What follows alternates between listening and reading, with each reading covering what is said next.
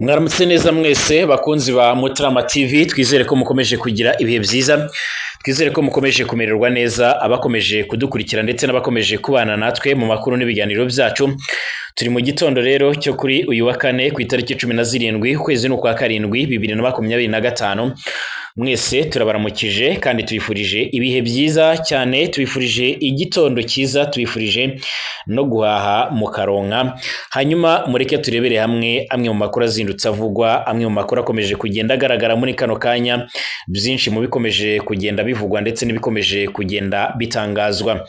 Kimwe mu bikomeje kugenda bigaragara nifuza ko twaza kugaruka cyangwa se twaza kugenda turebera hamwe rero muri kano kanya. Ingabo z'u Burundi byamaze kwemezwa neza yuko zigomba kuguma hano ku butaka bwa Repubulika Iharanira Demokarasi ya Kongo.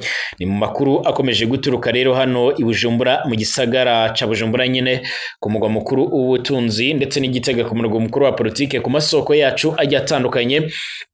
Abakuru dufite rero yemeza neza yuko umwanzuro waje kugenda ushyirwaho umukono n'igisirikare cy'u Burundi FDNB, wemeza neza yuko ingabo zabo zigomba kuguma hano muri Kivu y'Amajyepfo mu rwego rwo kugira ngo bakomeze kurebera hamwe uburyo bacunga ibice bimwe na bimwe bigiye bitandukanye, nk'uko amakuru akomeje kugenda atugeraho abivuga.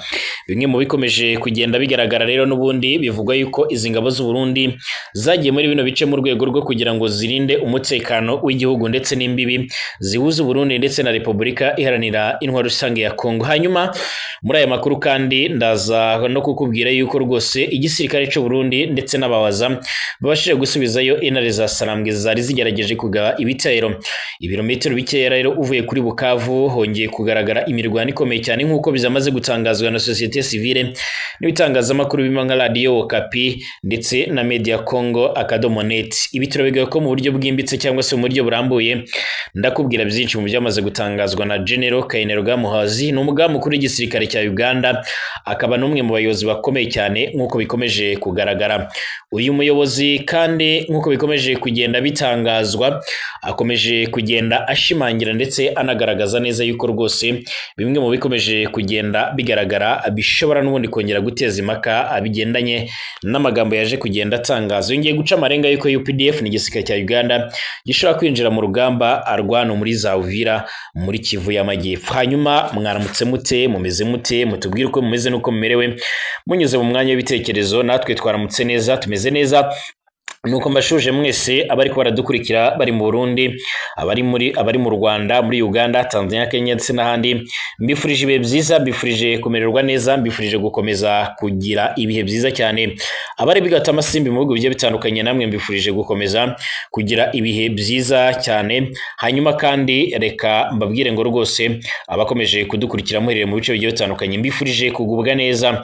Mbibutse gukanda subscribe hano by'umwihariko kuri Mutarama TV kugira ngo ibintu birusheho kuba byagenda neza, kugira ngo ibintu birusheho kuba byakomeza by'umwihariko gakomeje by'umwihariko nk'uko bikomeje kugenda bigaragara, ibintu birushaho kuba byamera neza. Mushobora gutanga ibitekerezo mugakanda like ibiganiro byacu mukanabisangiza ku nshuti zanyu, dore ko twibanda ku makuru agezweho bari kugenda avugwa mu bigendanye n'umutekano, politike, diplomasi ndetse n'ibindi bigiye bitandukanye.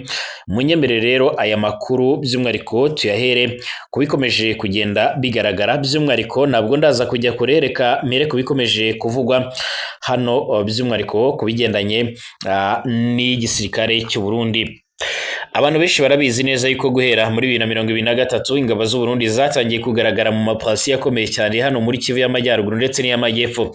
By'umwihariko ingabo nyinshi ziherereye muri Kivu y'Amajyepfo kuko ziganjemo izoherejwe kurinda umutekano w'abaturage, guhangana n'imitwe imwe n'imwe yitwara gisirikare irwanya ubutegetsi bw'Igitega, harimo nka Red Tabara n'iyindi mitwe igiye itandukanye. Icyakora barasa n'abakoze ihuriro kuko biyemeje guhangana n'inyeshyamba z'intare za Sarambwe nk'uko bigaragara, ubwo hakiyongeraho na twirwaneho basanzwe bakorana.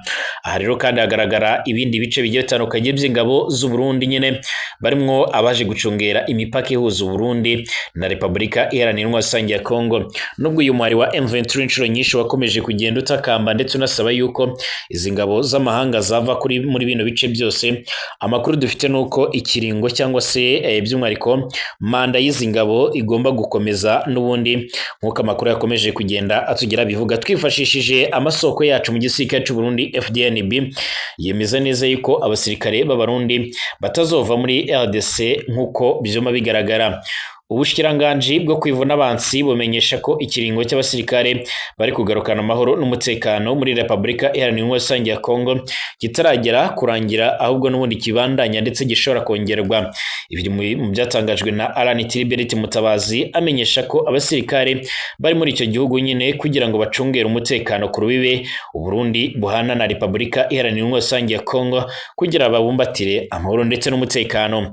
Uwo mushikiranganje kandi akabamenyesha kandi ko ari mu ntumbero yo kugarukana amahoro n'umutekano mu karere Burundi buherereyemo. Yanavuze ko kandi abenegihugu ba Kongo banishimiye abasirikare b'abarundi uburyo rero bacungera umutekano.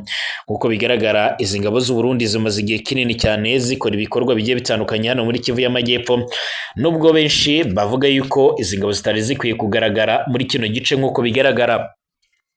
Abenshi babona yuko kandi kibaraje inshinga hari ugukomeza gucungera umutekano mu bice bimwe na bimwe bitandukanye byiganjemo ibisanzwe nyine bikora muri ibyo bice, bikora nyine ku gice gihana imbibi ni n'u Burundi na Kongo nyine, mu gihe amakuru akomeza kugenda tugera avuga yuko rwose kimwe mu bibazo bihari cyangwa se kimwe mu bikomeje kugenda bitangazwa ari uburyo kugeza amagingo aya ngaya hakomeje kugaragara icyo twakwita by'umwariko ibibazo bigiye bitandukanye bishobora kuza gutuma abatari bakeya baza guhura n'ibibazo bikomeye cyane, akaba ari byo banga.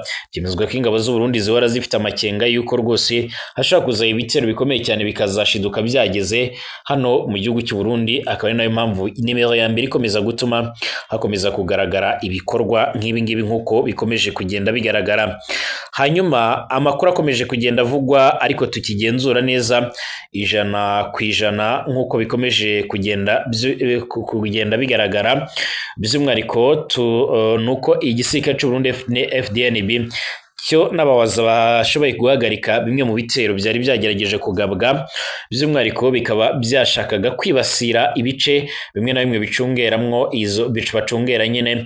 Akaba ari imirwano yarabereye hafi na Bukavu nyine mu birometero bikeya, ariko kugeza no mwanya akaba hagarutse amahoro ndetse n'ituze. Umugaba mukuru w'ingabo za Uganda rero General Kainerugaba Muhoozi we yatangaje ko UPDF yiteguye kwagura uduce ikoreramo ibikorwa byayo mu gihe intambara yabigeze mu mujyi wa Buvira. Uyu mujenerali usanzwe ari umuhungu wa Perezida Yoweri Kaguta Museveni yabitangaje mu butumwa yanditse ku rubuga rwe rwa X yitwa Twitter. Yagize ati imirwano niramuka yadutse rero mu bice bikikije Uvira muri Kivu y'Amajyepfo ntituzahwema kwagura igice dukoreramo ibikorwa, dufite ingabo zihagije zo kubikora. General Muhoozi kandi ntiyigeze avuga niba kwagura igice UPDF ikoreramo ibikorwa byayo n'ubundi bya gisirikare bivuze ko izaba igiye kurwana ndetse n'uruhande izaba ishyigikiye. Icyakora mu bundi butumwa rero yagize ati nabuze mfite inshuti yitwa Sultan Makenga.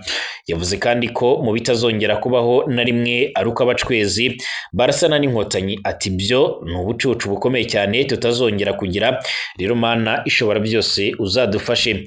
General Muhoozi Kainerugaba kandi yatangaje amagambo mu gihe hari ubwoba bw'uko umujyi wa Uvira wa kabiri munini cyane mu ntara Kivu y'Amajyepfo ushobora kuberamo imirwano ikomeye cyane mu gihe cya vuba.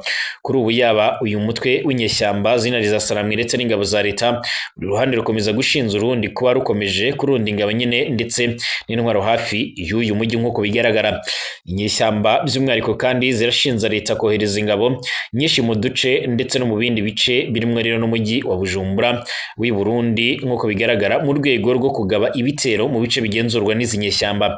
Amakuru avuga ko Kinshasa ishobora kuba yaramaze gutegura ingabo zibarirwa mu 60 zirimo n'abacancuro b'Abanya-Colombia ngo ishobore n'ubundi kwisubiza imijyi irimo Goma ndetse na Bukavu. Kugeza ubu hakomeje gutegurwa intambara mu buryo bukomeye cyane mu gihe ibiganiro birimbanyije i Doha muri Qatar bikomeje kugenda biba. Ngayo nguko tugaruke mu kanya.